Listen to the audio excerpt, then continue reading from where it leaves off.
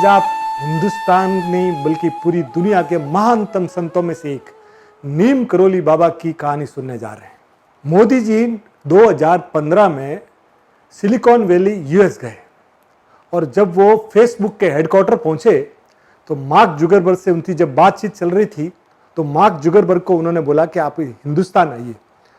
तब उन्होंने बोला कि सर, हिंदुस्तान के साथ तो मेरा बड़ा प्यारा नाता है। बोले क्या बात है?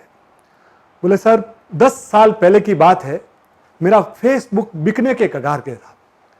तब मैं स्टीव जॉब्स जो मेरे मेंटर थे, मैं उनके पास गया और मैंने उनके पास जाके उनको पूछा कि सर मुझे कुछ रास्ता दिखाइए। तो स्टीव जॉब्स ने बोला कि सब बातें बाद में सोचना, तुम पहले हिंदुस्तान जाओ। और हिंदुस्तान में नैनीताल से 17 किलोमीटर दूर पे कैची धाम है, वहाँ जाके बाबा की समाधि पे वहाँ जाके दर्शन करके आओ, तुम्हारे दिमाग में क्लैरिटी आ जाएगी। मार्क जुगरबर्ग आना था, रुकना था, 1 दिन रुके, 2 दिन। यहाँ से जाने के बाद फेसबुक ने पूरी दुनिया में तहलका मचा दिया। स्टीव जॉब्स 1974 में डेम कोर्ट के उनके दोस्त के साथ यहाँ आए। 1973 में बाबा का देहांत हो गया था, पर जब वो इस एनर्जी में आए, इस आश्रम में जब वो रहे तो कई दिनों तक वो इधर रहे। रहते जब वो यहाँ गए, यहाँ की बाबा की कहानियाँ हवा में तैर रही थी, तो बाबा की कहानियाँ, बाबा कैसे सेब देते थे, ये सब बातें वो सुनते थे। 76 में उन्होंने एप्पल बनाई और फिर पीछे मुड़कर नहीं देखा। स्टीव जॉब्स बाबा को कितना मानते थे, आप अंदाजा लगाइए कि उनके हरदम जेब में बाबा का चित्र रहता था, पर्स के अंदर बाबा का फोटो रहता था। और जब उनका देहांत हुआ तब उनके तकिए के नीचे बाबा का चित्र था। स्टीव जॉब्स ने अपनी ऑटोबायोग्राफी में लिखा कि मैंने उनसे बड़ा सुपर ह्यूमन कोई देखा नहीं। उनको लाने वाले थे लैरी ब्रिलियंट ह्यूमैनिटेरियन, इतने बड़े ह्यूमैनिटेरियन के एक टाइम में उनको लगा कि मुझे रिटायरमेंट लेना। उनकी मिसेज का हिंदू नाम दिया था बाबा ने, गिरिजा।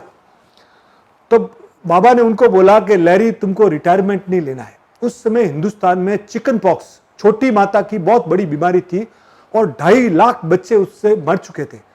तब बाबा के कहने पे लैरी ब्रिलियंट ने WHO में काम किया और वही था कि पूरा हिंदुस्तान से चिकन पॉक्स वो हटाने वाले लैरी ब्रिलियंट थे।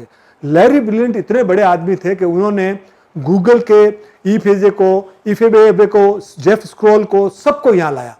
और आप ये देखिए 1970s में एक बार क्या हुआ, तो बिड़ला जी के बंगले पे बैठे हुए थे बाबा जी और साथ में बहुत सारे बांग्लादेशी आए प्रोमिनेंट। तो बाबा जी ने उनको वहीं रुकने का बोला और बोला कि तुम्हारा भाई कल छूट जाएगा और तुम जाके अपने भाई की अगवानी की तैयारी करो और तुम्हारा भाई देश का शहंशाह बनेगा। और वो व्यक्ति कौन था मालूम है? उसने इंटरव्यू में बताया वो शेख मुजीबुर रहमान का भाई था। वो बोला मैं जब बाबा के पास गया, उनको मालूम नहीं कि मेरी क्या स्थिति है। उन्होंने जैसे ही बोला, second day Sheikh Mujibur Rahman Mianwali jail में पाकिस्तान में बंद थे, वो विदा हो गए और वो बांग्लादेश के प्रेसिडेंट बने, फादर ऑफ द नेशन बने। एक पिक्चर आई थी ईट लव एंड प्रे, हीरोइन थी जूलिया रॉबर्ट्स, और जूलिया रॉबर्ट्स एक मूवी का 100 करोड़ रुपया लेती थी। वृंदावन में ईट लव एंड प्रे में क्या था? प्यार करना है तो बाली में करो और प्रे करना है तो इंडिया में करो। वो एक मूवी का 100 करोड़ रुपया लेती थी। जब वो वृंदावन में बाबा के दरवाजे पे आई, बाबा के आश्रम में जब बैठी थी, बाबा का चित्र देखी और भगवान जाने उसमें क्या हुआ कि वो उसी समय हिंदुइज्म में कन्वर्ट हो गई।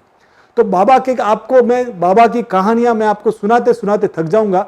इस ध्रुव सितारे के बारे में मैं आपको क्या बताऊं, पूरी दुनिया में बाबा हनुमान जी का अवतार थे। जब भी आपको मौका मिलता है आप कैची धाम का दर्शन अवश्य कीजिएगा। बाबा नीम करोली बाबा की जय।